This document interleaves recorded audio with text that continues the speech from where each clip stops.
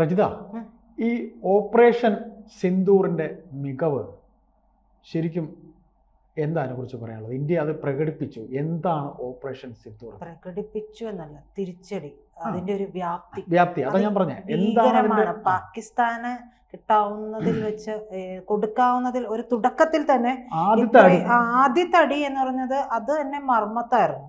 അപ്പോൾ ഇതിൽ പ്രധാനമായിട്ടും നമ്മൾ പറയേണ്ടി വരുന്ന ഒരു കാര്യം നമ്മുടെ രഹസ്യാന്വേഷണ ഏജൻസിയുടെ മികവ് തന്നെയാണ്, റോയുടെ മികവ്. നമ്മൾ മറ്റ് രഹസ്യാന്വേഷണ ഏജൻസികളെ കുറിച്ച് ഇങ്ങനെ പറയുമ്പോൾ എല്ലാവരും പറയും മൊസാദ് എന്നാണ് എല്ലാവരും കേട്ടുകൊണ്ടിരിക്കുന്നത്. കാരണം ലോകത്തെ വിറപ്പിക്കുന്ന ചാരന്മാർ എന്ന് പറഞ്ഞത് അവരായിരുന്നല്ലോ. പക്ഷേ ഈ കഴിഞ്ഞ ഇടക്ക് മുതൽ നമ്മൾ കേട്ടു തുടങ്ങിയ ഒരു പേരുണ്ട്, ലോകം മുഴുവൻ ശ്രദ്ധിച്ചു തുടങ്ങിയ ഒരു പേരുണ്ട്, അത് റോയാണ്. അതായത് ഏതൊരു നാട്ടിലും ഏതൊരു ഭീകരനും, തീവ്രവാദി, ഭീകരൻ, ഖലിസ്ഥാൻവാദികൾ എല്ലാം, കാനഡയൊക്കെ വളരെ എന്താ പറയുക വ്യാപകമായിട്ട് ആരോപണങ്ങൾ ഇന്ത്യക്കെതിരെ പറഞ്ഞിരുന്നു. അവർ ഈ പറയുന്ന ഭീകരരെല്ലാം തീർക്കുന്നത് ഇന്ത്യയുടെ റോ ആണെന്നുള്ള ഒരു സംസാരം തന്നെ ലോകരാഷ്ട്രങ്ങൾക്കിടയിൽ തന്നെ ഉയർന്നു വന്ന ഒരു സാഹചര്യം. അത്രയും ഉയർന്നു കഴിവുറ്റ മ അതായത് അത്രയും പ്രാപ്തിയുള്ളവർ നമുക്ക് ഉണ്ട് എന്നുള്ളതാണ്. മിടുക്കന്മാർ. അതായത് മൊസാദിനൊപ്പം ഇപ്പോൾ പറഞ്ഞു കേൾക്കുന്ന പേരാണ് ഇന്ത്യയുടെ രഹസ്യാന്വേഷണ ഏജൻസി ആയിട്ടുള്ള റോയുടെ പേര്. റോയുടെ മികവ് തന്നെയാണ് ഈ ഓപ്പറേഷൻ സിന്ദൂറിലും തെളിഞ്ഞു കാണുന്നത്.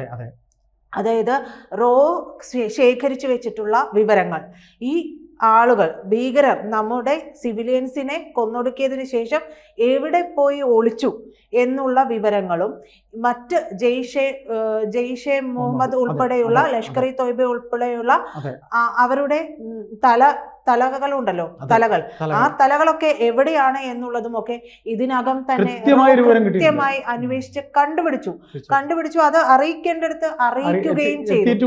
അത് കൃത്യമായി കിട്ടിയത് കൊണ്ട് തന്നെയാണ് ഇന്ത്യ മർമ്മത്തെ നോക്കി തന്നെ പാകിസ്ഥാന്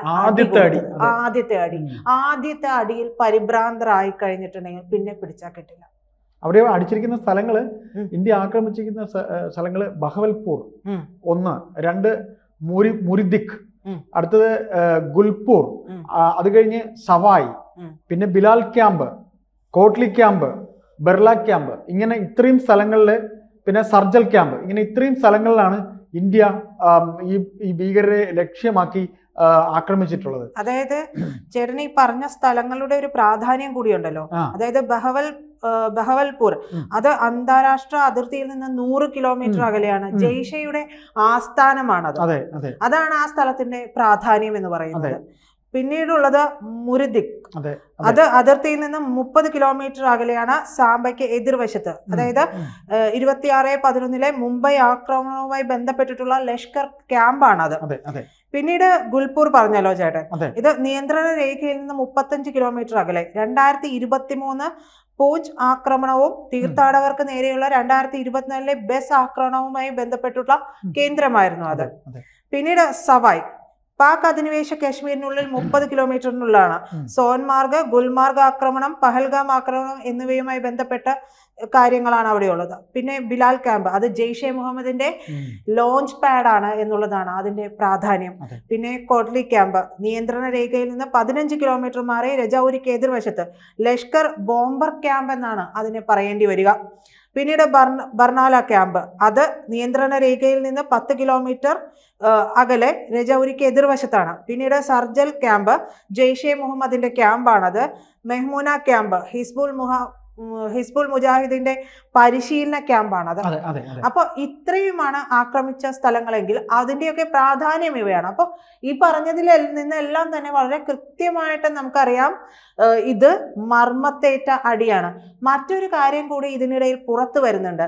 അതായത് ജെയ്ഷെ മുഹമ്മദ് ഭീകരനായിട്ടുള്ള മസൂദ് അസർ, പിന്നീട് മറ്റൊരു ഹാഫിസ് സയ്യിദിനെ അവരെ കുറിച്ചുള്ള വിവരങ്ങളൊക്കെ ശേഖരിച്ചു. ഇതിൽ ജെയ്ഷെ മുഹമ്മദ് ഭീകരനായിട്ടുള്ള മസൂദ് അസർ അതിനെ അങ്ങ് തീർത്തു എന്നുള്ളതാണ് അതെ, തട്ടിക്കഴിഞ്ഞു എന്നുള്ള വിവരങ്ങളൊക്കെയാണ് പുറത്തു വരുന്നത്. സ്ഥിരീകരണം മാത്രം വന്നാൽ മതി. എന്തായാലും ഇരുവരെയും തീർത്തു എന്നുള്ള വിവരങ്ങളും വരുന്നുണ്ട്. അപ്പോൾ ഇതിൽ എന്താണ് എന്നുള്ളത് നമുക്ക് കൃത്യമായിട്ട് അവർ തന്നെ, അത് കേന്ദ്രം തന്നെ പുറത്തുവിടുന്ന വിവരങ്ങളിൽ നിന്ന് സ്ഥിരീകരണം വരും. അവരുടെ തന്നെ ഈ നഷ്ടപ്പെട്ടു പോയവരുടെ പേര് പറയണം. അതെ, അത് പാകിസ്ഥാൻ ഇത് പറയണമെന്നുണ്ടെങ്കിൽ അതിനൊരു ചങ്കുറപ്പ് വേണം. പക്ഷെ ഇപ്പോ, അതായത് ചേട്ടനൊന്ന് ആലോചിച്ച് നോക്കൂ, ഇപ്പോ ഈ ഏറ്റ അടിയിൽ നിന്ന് അവരുടെ ഒരു അവർക്ക് പ്രധാനപ്പെട്ടത് ആയിട്ടുള്ള ഒരു ഭീകരൻ കൊല്ലപ്പെട്ടു എന്ന് പറയുമ്പോൾ അത് അവർക്ക് ഏറ്റിട്ടുള്ള ഏറ്റവും വലിയ അടിയാണ്. അത് പുറത്തു പറഞ്ഞിട്ടുണ്ടെങ്കിൽ വളരെ നാണക്കേടാണ് പാകിസ്ഥാൻ. അതുകൊണ്ട് അവരത് പറയാൻ സാധ്യത കുറവാണ്. പിന്നീട് മറ്റൊരു കാര്യം പുറത്തു വരുന്നത്, ഈ കറാച്ചി ലക്ഷ്യമാക്കുകയാണെങ്കിൽ ദാവൂദ് ഇബ്രാഹിമിനെ കുറിച്ചുള്ള എല്ലാ വിവരങ്ങളും ഇതിനകത്ത് എന്നാണ് പറയുന്നത്. ദാവൂദ് ഇബ്രാഹിമിനെ പോലും തീർക്കാനുള്ള ശേഷി ഇന്ന് ഇന്ത്യക്കുണ്ട് എന്നുകൂടി ലോകത്തോട് പറഞ്ഞു വെക്കുകയാണ്. കറാച്ചിയിൽ എവിടെയാണ് ഈ ദാവൂദ് ഇബ്രാഹിം ഉള്ളത് എന്നുള്ളത് കൃത്യമായി ഇന്ത്യക്ക് വിവരം കിട്ടിക്കഴിഞ്ഞു എന്നാ പറയുന്നത്. അതെ അതെ. അപ്പോ ഈ പറയുന്ന മറ്റൊരു ഭീകര കേന്ദ്രം തീർത്തത് മുരടിക്കാണല്ലോ. പാക് അതിർത്തിയിൽ നിന്ന് 30 കിലോമീറ്റർ മാത്രം അകലെയുള്ള ഈ കേന്ദ്രം ലഷ്കർ ഇ തോയ്ബയുടെ പ്രധാന ഒളിത്താവളം കൂടിയാണ് എന്നുള്ളതാണ് പുറത്തു വരുന്ന വിവരം. മുംബൈ ഭീകരാക്രമണം ആസൂത്രണം ചെയ്തത് ഈ കേന്ദ്രങ്ങളിൽ നിന്നൊക്കെയാണ്. അപ്പോ മറ്റ് സെക്ടറുകൾ ഇതൊക്കെയാണ്. തങ്താർ സെക്ടർ, സവായ് ക്യാമ്പിലേക്കും ഒക്കെ ഇന്ത്യയുടെ മിസൈലുകൾ പോയിട്ടുണ്ട്. പിന്നീട് ലക്ഷ്യം വെച്ചിട്ടുള്ളത് 3 ലഷ്കർ കേന്ദ്രങ്ങൾ, 4 ജെയ്ഷെ കേന്ദ്രങ്ങൾ, 2 ഹിസ്ബുൾ മുജാഹിദീൻ കേന്ദ്രങ്ങൾ. അപ്പോൾ ഒരു തരത്തിൽ ഒന്ന് ആലോചിച്ച് നോക്കിക്കഴിഞ്ഞിട്ടുണ്ടെങ്കിൽ ഇസ്രായേൽ എങ്ങനെയാണ് ഹൂതികളോട്, ഹമാസിനോട് ഒക്കെ ഒരേ സമയം പോരാടിയത്, ആ ഒരു രീതിയിലേക്ക് ഇന്ത്യയുടെ പോരാട്ടം പോവുകയാണ് എന്നുള്ള ഒരു കാര്യം കൂടി ഇന്ത്യ പറഞ്ഞു വെക്കുകയാണ്. ഹമാസിനോട് ഏറ്റുമുട്ടൽ തുടങ്ങിയ സമയത്ത് തന്നെയാണ് ഇപ്പുറത്തുനിന്ന് ഹൂതികളുടെ ആക്രമണവും മറ്റുള്ളതൊക്കെ വരുന്നത്, മറ്റു ഭീകര സംഘടനകളുടെയൊക്കെ ആക്രമണമൊക്കെ വരുന്നത്. അപ്പൊ ഒരേ സമയം ഇസ്രായേലിന്, അതായത് കുറച്ചിങ്ങോട്ട് നീങ്ങിക്കഴിഞ്ഞപ്പോൾ ഇസ്രായേലിന് ഒരേ സമയം പലരോടും യുദ്ധം ചെയ്യേണ്ടി വന്നു, പലരെയും തിരിച്ചടിക്കേണ്ടി വന്നു.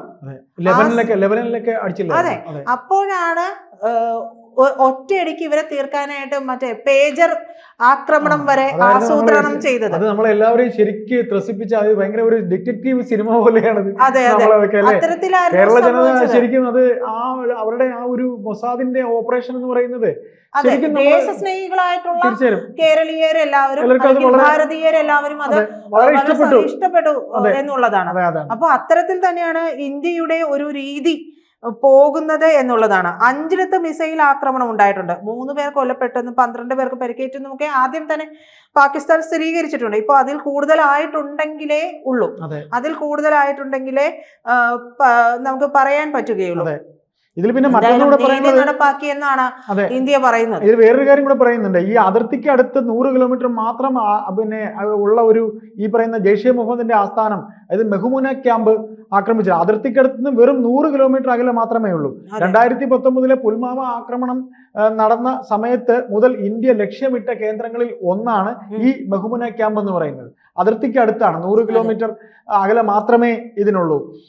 പിന്നെ 2019 ഫെബ്രുവരി 14 പുൽവാമ ആക്രമണം ഭീകരാക്രമണം ആസൂത്രണം ചെയ്തത്. ബഹവൽപൂരിലെ സുബ്ഹാൻ അല്ലാഹ് ക്യാമ്പും ലക്ഷ്യസ്ഥാനങ്ങൾ ഉണ്ടായിരുന്നു. ഇവിടെ വെച്ചാണ് ജെയ്ഷെ മുഹമ്മദ് തങ്ങളുടെ ഭീകരർക്ക് വേണ്ട എല്ലാ പരിശീലനവും നൽകിയതെന്നും പറയുന്നുണ്ട്. ഏതായാലും നമ്മൾ ഇതിൽ എല്ലാം ഒന്ന് കൂട്ടിച്ചേർത്ത് വായിക്കുമ്പോൾ, അതായത് ഇതിൽ പറയാനുള്ള കാര്യം എനിക്ക് തോന്നിയത് എന്താ വെച്ചിട്ടുണ്ടെങ്കിൽ, പാകിസ്ഥാന്റെ ഇതുവരെയുള്ള തള്ളലുകൾ എല്ലാം കഴിഞ്ഞു, എല്ലാ തള്ളലും പൊളിഞ്ഞു എന്നുള്ളതാണ്. ഇനി തള്ളാൻ വന്നിട്ടുണ്ടെങ്കിൽ അണ്ണാക്കിൽ പിരിവെട്ടിക്കുന്ന മറുപടി അടുത്തത് വരും എന്നുള്ളത് ഉറപ്പാണ്. എന്തായാലും നടപടി അത് യുദ്ധമാണോ സൈനിക നടപടിയായിട്ടാണോ പറയുക എന്നുള്ളത് കൂടി നമുക്ക് അറിയേണ്ടതുണ്ട്. അപ്പോൾ അത്തരത്തിലുള്ള എന്തായാലും തിരിച്ചടി ഉണ്ടാകും. അതിനുള്ള മോക്ക് ഡ്രില്ലുകളാണ് ഇന്ന് രാജ്യത്തുടനീളം നടക്കുന്നത്. അപ്പോൾ 244 ജില്ലകളിലായിട്ട് മോക്ക് ഡ്രില്ലുകൾ നടക്കുകയാണ്. അപ്പോൾ ഇതെല്ലാം തന്നെ പാകിസ്ഥാനെ ഭീതിയിലാഴ്ത്തിയിട്ടുണ്ട് എന്നുള്ളതാണ്. ഇനി പാകിസ്ഥാൻ കൂടുതൽ തള്ളാൻ വരുമെന്ന് എനിക്ക് തോന്നുന്നില്ല.